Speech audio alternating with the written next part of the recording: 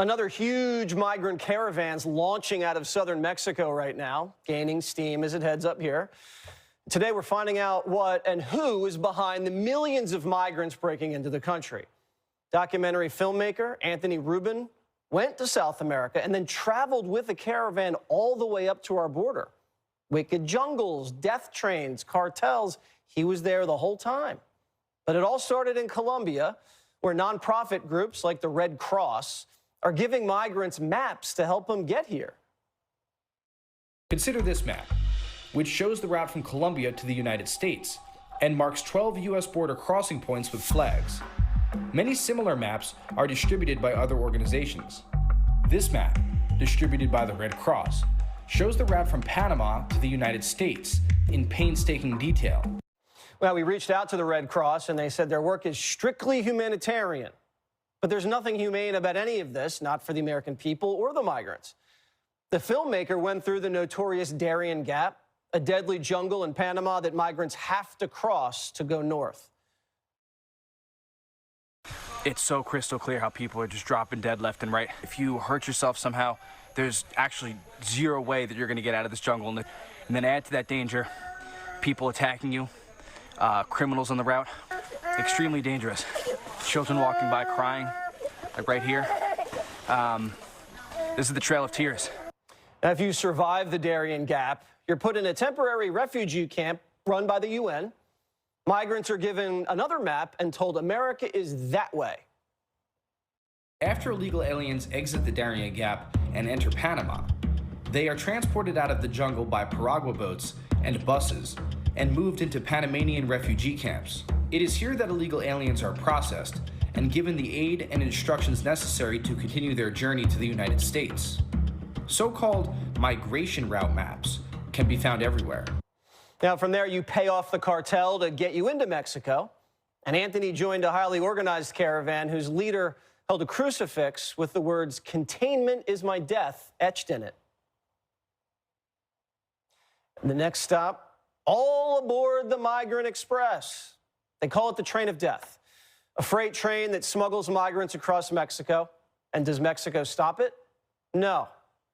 At around 1 a.m., conductors intentionally stop the train about 1 mile from the NGO, and cartel members assist in the boarding process. Every step of the journey is facilitated by nonprofits. Hebrew nonprofits, Norwegian nonprofits, French nonprofits. They're making it easier to break into the country. Maps, trains, buses, food. And once they get here, there's no resistance. Our door's wide open. And the migrants are grateful. ¿Por qué los migrantes le gusta Biden? Porque Biden apoya a los inmigrantes. Biden. Trump no sirve. Trump no quiere a los inmigrantes. ¿Cómo todos los migrantes apoyen presidente Biden en la elección? ¿Migrantes prefiere presidente Biden o presidente Trump? Biden. How do you like Joe Biden? Joe Biden is a nice guy.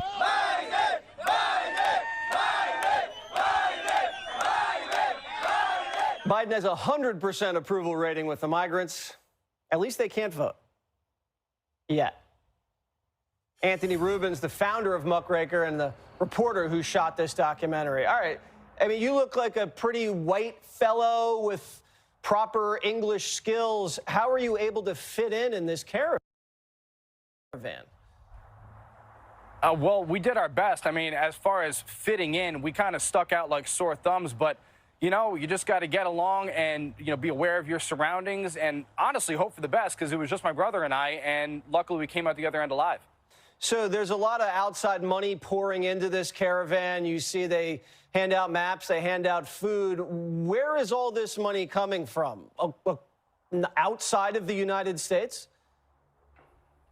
Well, a lot of the money comes from the United States. If you're talking about as far as where they're getting these maps from, where they're getting a lot of these food packages from, and all this other aid that you see, a lot of it comes directly from the United States. When you're in these Panamanian refugee camps that we include in the video, you will see the U.S. flag in there, Con el Apoyo de, and then there's the big United States flag with the support of the United States. You also see the European Union flag in there as well.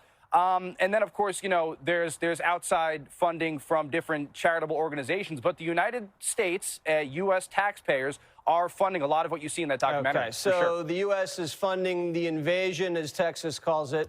Doesn't make much sense to me. When you encountered a Chinese camp, and we'll play a clip of it, we'll get your reaction. Roll it. This is a known hub, a known meeting place for Chinese that are in transit on their way to the United States. Last night when we were here, we were eating at this hotel restaurant, and we were the only foreigners that were not Chinese. I mean, literally the entire hotel is just Chinese foreigners. While there are some women and children, it's mostly military-aged males. Among all of the foreign nationals that are entering the United States illegally, the Chinese are among the most well-funded and the most sophisticated in the way they go about getting to the United States. So why did you say that the Chinese are the most sophisticated throughout the caravan travel? Because you see a lot of these other groups that are on the way up here, for example, the Venezuelans. These are people that, generally speaking, don't have that much money. I mean, they've been wiped out with hyperinflation, and they're just trekking to the U.S. on foot, whereas the Chinese, they're taking airplanes everywhere. And they have dedicated hubs like the one you see in that video, and there were other ones that we saw along the way, these dedicated hotels where they all fly into. It's all Chinese. We were the only non-Chinese people there during that night. We talked to the staff. They confirmed that. And then they keep going through, and they hand each other, this is also on muckraker.com, people can find this, they hand each other, for example, different PDF blueprints that they pass around to WeChat groups with instructions on how to get to the United States. I've obtained these blueprints, and I published them on my website. People could go find that. Yeah, Anthony, you're saying you didn't find a single Trump supporter in this entire caravan? No, and we looked pretty hard. I'm not sure that any exist, at least, you know, not any that we encountered for sure. And they like Biden because he's a nice guy, they say. Because he's a nice guy, because he's opened up the border, and because he's going to let them all in. Yeah, correct. And their plans when they arrive here, what do they tell you? You know, it's usually more of the same. We're coming for work, we're coming for a better life, and then you'll say, well, what kind of work are you looking to do? And they'll say, I don't know. Some of them might say, I'm going to work as a cashier. I think that's what you played a clip of a man from Pakistan who said he liked Joe Biden because he opened up the border. But a lot of them say they just don't know. But they're coming up here. They think they're going to have a better life, and that's that. So it doesn't sound like there's a lot of legitimate asylum claims at all. Did you run into any trouble with the cartels? We got kidnapped by the Gulf Cartel as we were about to cross into the United States. And they released you because they knew you were going to appear on Jesse Watters Primetime? I suppose. Well, I did warn them of that, yeah. And I said, listen, guys, you guys don't want to do this. But no, that's exactly what happened. They took us. They blindfolded myself. They pulled a hood over my brother's head.